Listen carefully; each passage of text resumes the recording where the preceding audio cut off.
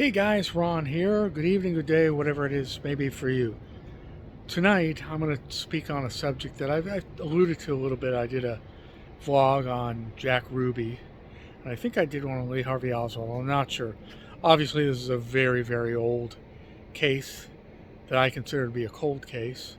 It's 60 years old, just about, and a lot of people are not interested or have lost interest. But I'll always be interested in the Kennedy assassination. And I'm going to give you my theory tonight, and I could, if I really went into detail about the research, it would go on for hours. So I'll try to make it short and just tell you what I think really happened. I almost feel like having a disclaimer saying if you're not interested, don't watch, but obviously you're interested enough to watch this part, so I'll tell you what I think. I'll tell you what I think right offhand. I don't believe it was the CIA. I don't believe certainly wasn't Lee Oswald on his own. If it was, Jack Ruby, the gangster, wouldn't have killed him, but other reasons too. I don't believe it was Cuba, Cuban retribution for the plot against Castro. I'll tell you that much. So who does that leave? Leaves the mob. I don't think that President Kennedy was murdered by elements of the mob and elements of other people. I think that President Kennedy was murdered by the mob. And 100%. And I'll tell you why.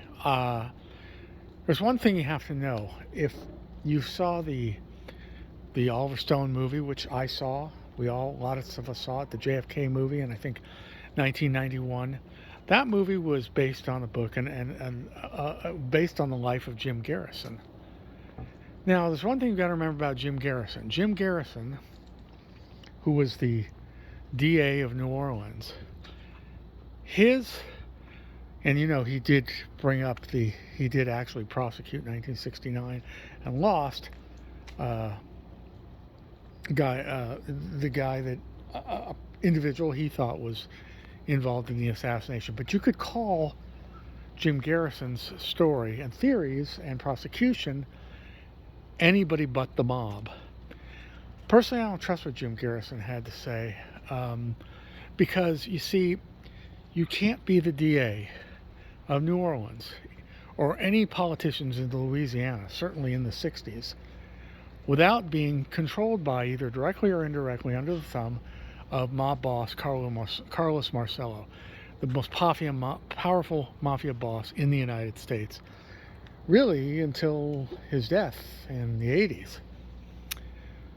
So that's why I believe that Jim Garrison was looking out for his own interests, making a name for himself, publicity, and also doing the bidding of Carlos Marcelo. It was a great distraction to say the CIA did it, the Army did it, maybe Castro was involved. And if anybody mentioned the mob, Jim Garrison laughed it off. Even Kevin Costner playing Jim Garrison in the movie, only one time in the entire 3-hour film did they mention the mafia. And the Garrison character, played by Kevin Costner, just throws it away, laughs it off. Which is very interesting considering Jack Ruby, who killed Oswald, was a gangster. Jack Ruby said he only lived another 4 years, and then he died of cancer, which he said he was injected with. Well, that probably didn't happen, but he certainly died very quickly after he killed Oswald. Jack Ruby went on to say, "You'll never know the truth of what happened. There's more to this." He has said, "If you take me to Washington, D.C., I can talk, but I can't talk here." Well, the reason he said Washington, D.C. is because Washington, D.C. was known as an open city. An open city is a city where the mob does not operate because it was a seat of government. He knew it's the only place he'd be safe. But Earl Warren, the Chief Justice, refused to take Ruby there. They didn't want to hear it. They didn't want to hear what he had to say, just like the Warren report was a whitewash. I don't think the government had a hand in killing Kennedy, but I think the members of the Warren Commission, especially the leaders of the Warren Commission, guys that Kennedy had fired and Lyndon Johnson, and certainly arch nemesis Hoover. I think most of the government, the guys that were in the government then, were glad that JFK was dead. But I don't think they did it, and they didn't pull the trigger. What I believe pulled the trigger was men working for Carlos Marcelo, and I'll tell you why. So Carlos Marcelo, you can research on your own. There's too much for me to tell here, other than he was a thug and a gangster from the time before he was a teenager. Not a gangster, but he was a thug and a criminal from the time before he was a teenager.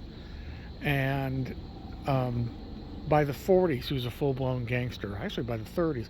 He killed people. He beat people. He was a criminal. He was a real psychopath.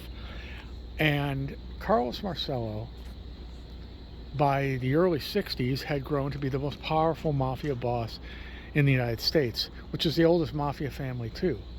Also, the Marcelo organization controlled all of New Orleans, all of Louisiana, and most of Texas. Now, they did have a mob boss in Texas, but really he was beholden to Marcelo.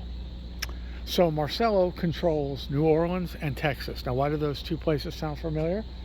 Because Lee Oswald lived in New Orleans, and Jack Ruby operated a nightclub, a strip club in Dallas, and Dallas, Texas is where the president was shot and killed. So, by all accounts, the mob helped their old friend, not friend, but their old business partner, Joseph P. Kennedy, the father of the president, the father of the patriarch of the Kennedys.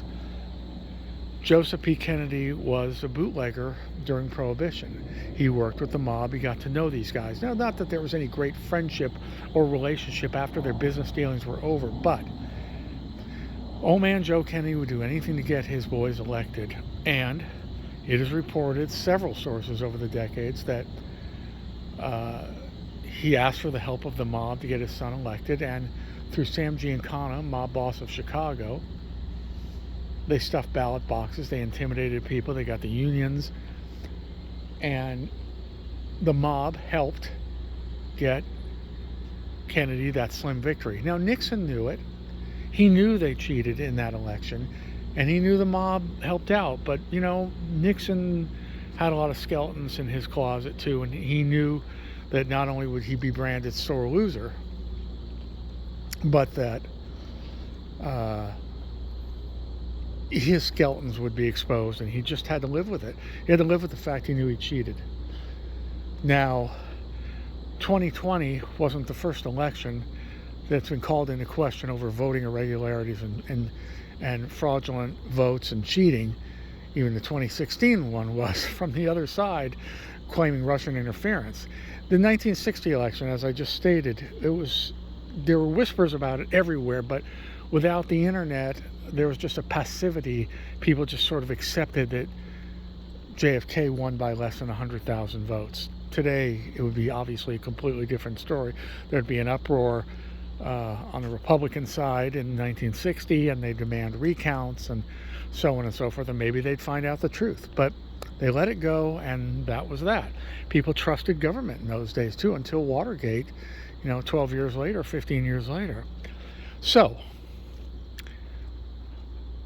because the mob helped get John Kennedy elected at the behest of his father, Joe Kennedy, they were really outraged when Jack, again at the behest of his father, chose his younger brother Bobby to be Attorney General, highest law enforcement officer in the United States.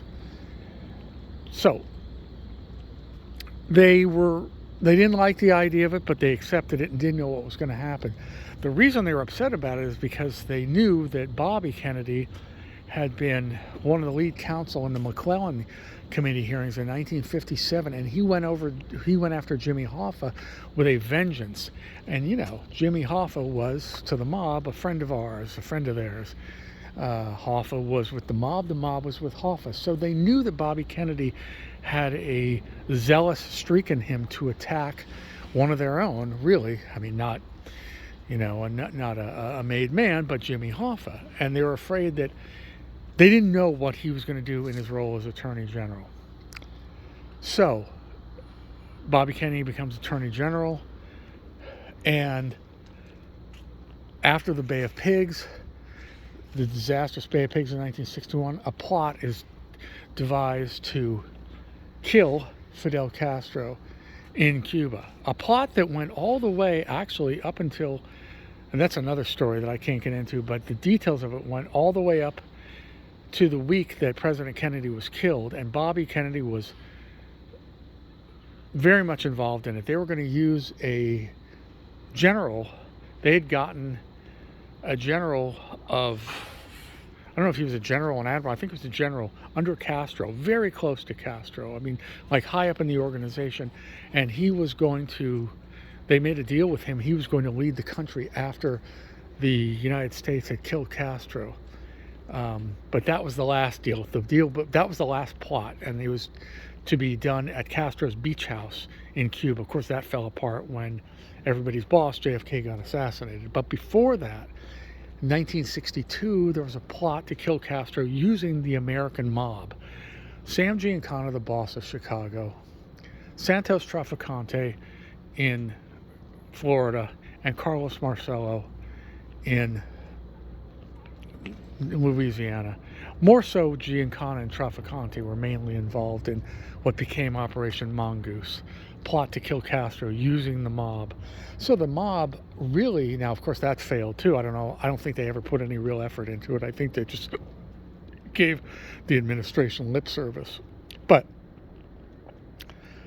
they certainly felt, the mob felt that, especially because they had gone, they had colluded with, gone into business with the American government on this sort of aborted hit of Fidel Castro, that they would not be bothered. They were untouchable. And they really were untouchable until Rudy Giuliani came along and the RICO statute and all those things decades later in New York. But anyway, so when Bobby Kennedy started turning his attention to going after Hoffa as Attorney General and going after the mob as well, they were outraged. The mob was outraged. Now you have to understand the mentality, especially of Carlos Marcelo. Marcelo was, like I said, a psychopath, killed without thought, without conscience. He owned a place called Churchill Farms in Louisiana, out in the Everglades, the swamp areas. I don't know if the Everglades are there, but the swamp areas, so Everglades are in Florida, but the swamp areas of Louisiana, it was about, like I said, on 400 acres. There was nothing but swamp, and then he had a cabin right in the middle of it because he felt that was the safest place for him to conduct business. That, it wasn't easy for people to drive into 400 acres in the middle of swampland, and he was right. And that's in that office. He had a sign above his door, and it said, "It's easy for 3 men to keep a secret if 2 are dead." In that office is where he conducted business. In that office is where he did away with rivals and brought them out to the swamps and let the alligators go all around. They pour them and lie, and there's a lot of dead bodies out in those swamps. And this is all documented. And Carlos Marcelo was extremely feared. He was absolutely and completely and totally ruthless, intimidating, a real psychopathic killer. And no one challenged him. And if somebody challenged him, you were dead. That's it. There's no two ways about it. So Bobby Kennedy found out, Carlos Marcelo was actually born in Tunisia, even though his parents were Sicilian. And when he ended up coming to America with his parents as a child, he was actually an illegal alien the whole time he was here. At some point then, he had a forged Guatemalan passport. And Bobby Kennedy and the Justice Department actually had him deported. And you're not going to believe what happened. Not only did they have him deported, they had him deported to Guatemala. They put him on a plane. In the middle of the night, they packed him up. His wife was worried sick. His children were worried sick. They put him on a plane. Then they put him on a bus in Guatemala in just the suit and, loafers he was wearing. And I believe he was with one associate. And then they threw him out in the jungle. They literally threw him out of the bus into the jungle. He scampered down the hills. He was oh, I'm trying to think whether he was in his 40s or 50s at the time, probably just his 40s, but he was a heavy-set guy and not in the greatest of shape, and threw him into the Guatemalan jungle. He fell down hills. He was cut up. He was bruised. This was a, I mean, this was a man who controlled states, who controlled millions of dollars, and people. The power this guy had, and to be treated like an animal, the rage swelled inside him. It took him 3 days to get to a town, and when he did, he was able to contact his family and surreptitiously somehow enter the United States, re-enter the United States. I've heard theories that it was the guy with no hair, played by Joe Pesci in the JFK movie, that the pilot, former pilot, that brought Marcelo back in the United States. I don't know if that's true or not. But Marcelo gets back in the United States, and trials are ongoing. He's bribing jurors, but he never forgot the outrage he felt at Bobby Kennedy, the insult, the outrage brewed and brewed and brewed. And the sources, he had already decided he had to kill Bobby Kennedy. He couldn't let this happen to him again. His wife apparently was going crazy, lived in fear and panic 24/7 that if Bobby Kennedy wasn't stopped, her husband would be deported again, this time for good, or maybe killed. His children the same way. And supposedly Marcelo said, I can't live like this. I can't let them be in this fear. So he knew he had to put together a plan to get rid of Bobby Kennedy. The problem was, if they killed Kennedy, JFK would use his power as president to come after him with everything necessary, and it would be obvious who had done it. So Marcelo, and this is again according to sources who testified before Congress, who in the House on in the House Committee on Assassinations in the 70s. One was named Jose Aleman. Jose Aleman was told by Sam Giancana, mob boss of Chicago. He said, Jose, don't hurt. And this is Aleman's testimony, because Aleman heard this and went to the FBI. Then when he was called before the House Committee 12 years later, he changed his story because of fear. He said that Sam Giancana said to him, you don't have to worry about Kennedy getting reelected in 64. He's going to be hit. Those are the exact words. When Aleman went out in the 70s, forced to testify to what he had told the FBI in 62, he said, oh, well, I don't know. Maybe I misheard him. I thought he meant hit with a lot of votes from the Republicans. Now, do you believe that? Do you believe that he suddenly thought, oh, maybe when Sam Giancana, mob boss of Chicago and all of Illinois and all the Midwest, said to me, you don't have to worry about JFK, he's going to be hit. Maybe I misunderstood. Maybe he meant hit with a lot of votes. It's absolutely ludicrous and ridiculous. And there are more beyond just Sam Giancana. Those are those who actually lived to tell the tale about dealing with Carlos Marcelo directly. And Marcelo told others that in Sicily they had a way of dealing things. And the metaphor was a dog, that Bobby Kennedy was the dog. And they said, if you chop off, I got that wrong. The dog was the analogy.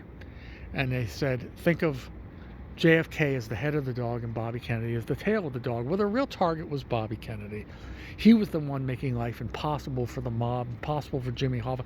Jimmy Hoffa demanded that Bobby Kennedy be killed. He made no bones about this. He practically admitted that, to reporters. So Giancana had an interest in having the Kennedys stop, Bobby Kennedy in particular, stopped.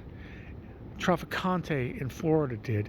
Jimmy Hoffa was raging with fury at Bobby Kennedy, and so was Carlos Marcelo, for fear he'd be deported again and his operations ceased and his livelihood gone. So Marcelo used this analogy. Like I said, in Sicily they use an analogy that JFK, using a dog, JFK is the head of the dog, Bobby Kennedy is the tail of the dog. Well, like I said, their target was Bobby Kennedy, the tail of the dog. But Marcelo stated, if you chop off the tail of the dog keeps barking and biting. If you chop off the head, the dog dies, tail and all. And there you have it, folks. There you have it.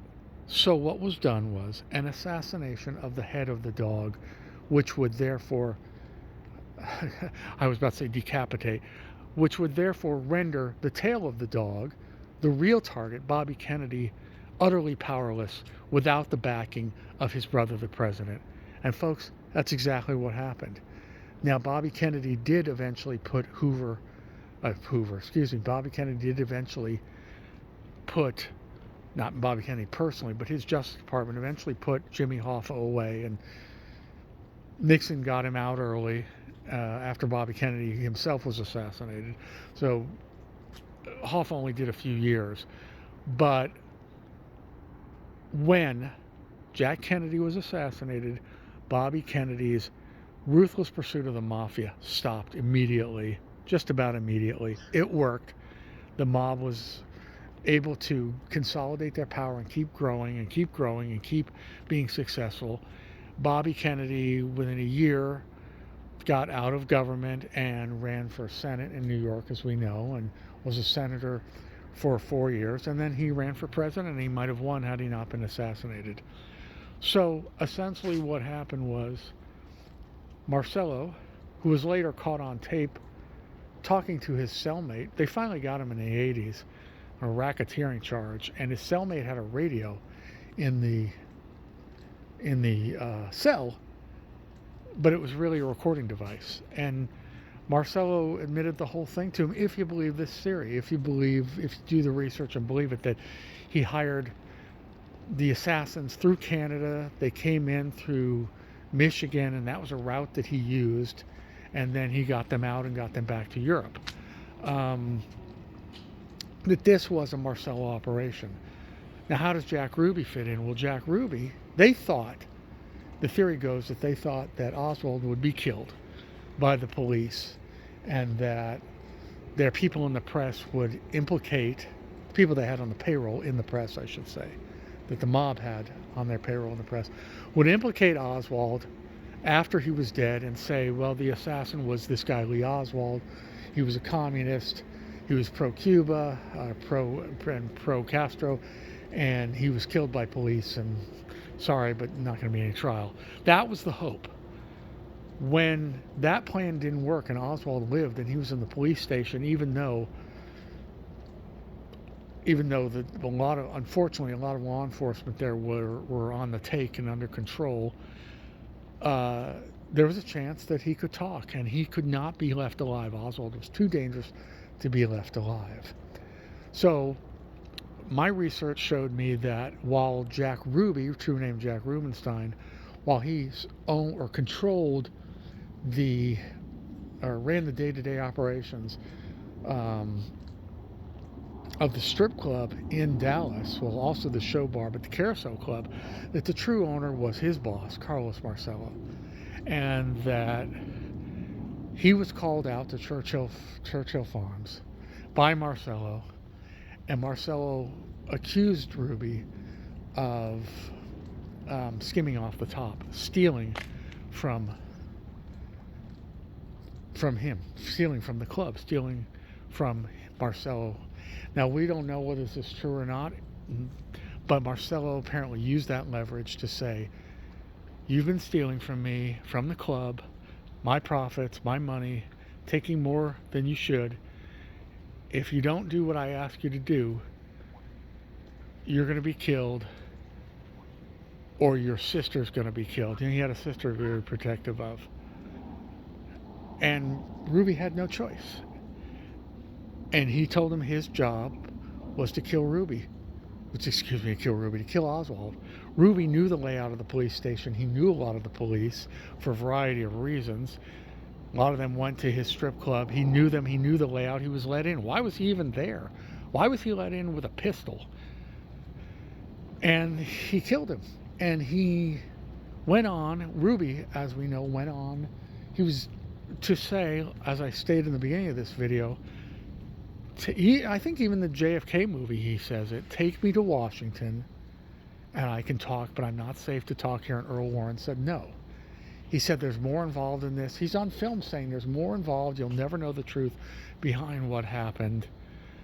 Ruby practically blurted it out, but he couldn't bring himself to say it out loud. Now, supposedly he talked to Dorothy Kilgallen. There was a deathbed confession, but we'll never know. If Ruby had simply, and the Warren Commission never had a good explanation, why did Ruby, a gangster, kill Lee Oswald, a guy he supposedly had never met? Why would he do it? What was his motivation? Oh, he was just crazy. Oh, he wanted to protect poor Jackie from having to testify. You really believe Jack Ruby gave two shits about whether Jackie Kennedy had to testify at a trial? It's amazing that in 1963, almost 1964, that the American public, the world, didn't question this, didn't say, this makes no sense. The assassination conspiracy lie in the fact that Jack Ruby killed Oswald, and he never had a good explanation. I think if Ruby somehow were in some kind of witness protection and lived another 10, 20 years, he would have talked.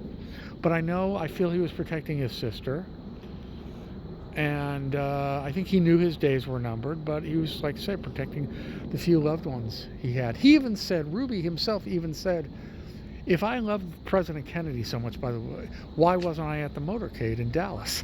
I mean, he said everything but, guys, hello, anyone home?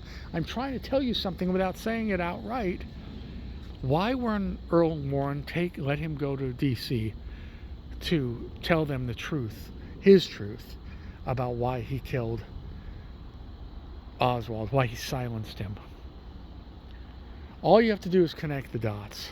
And the dots were that Jack Ruby was a gangster. Jack Ruby was sent out west in 1947 when the mob was sending the Midwest out to Texas to open up territories for them to operate there. Jack Ruby was controlled by Marcelo, and Jack Ruby, without any good explanation in the years to follow, except a lot of convoluted stuff about, let me talk, I'll tell you the truth, and you'll never know the truth of what happened, he kills Oswald. Well, there you have it. We don't even know if Oswald killed J.D. Tippit. I don't like to go too much into Oswald because I think that Oswald was told that he was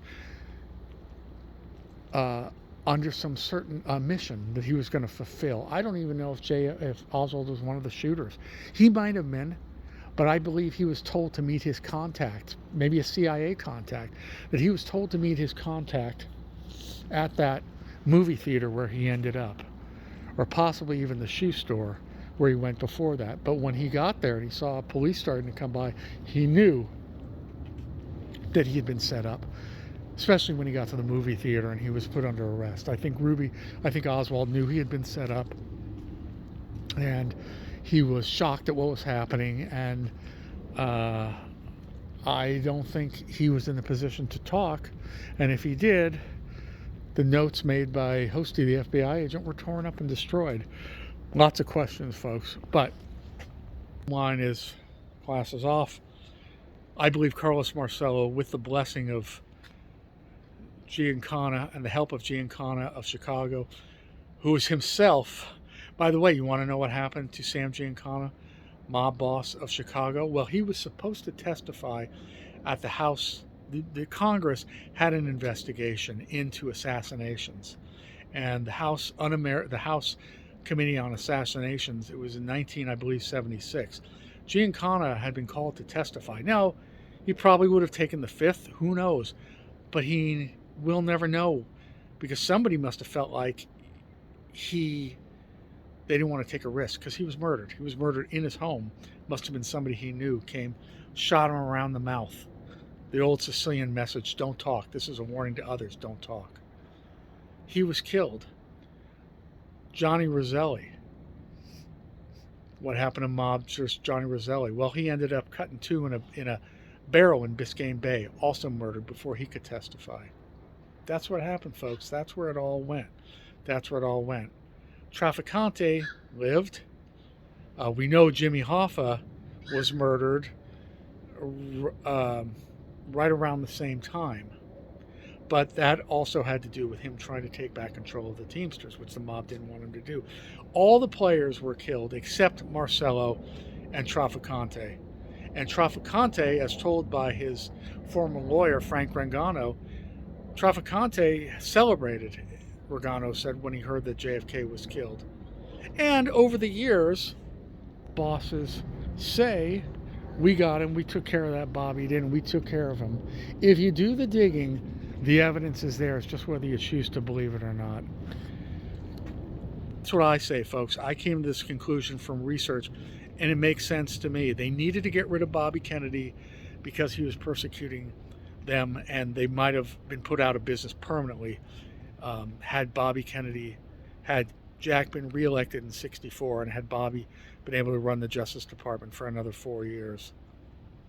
And Carlos Marcelo, his wife was having panic attacks every night for fear that he would be deported, as were his children. He couldn't live that way. He had to put an end to Bobby Kennedy. And the only way he could put an end to Bobby Kennedy was decapitating the top of the dog, and that was his brother Jack. And then Bobby had no power. As they said, without his brother, he'll be just another lawyer.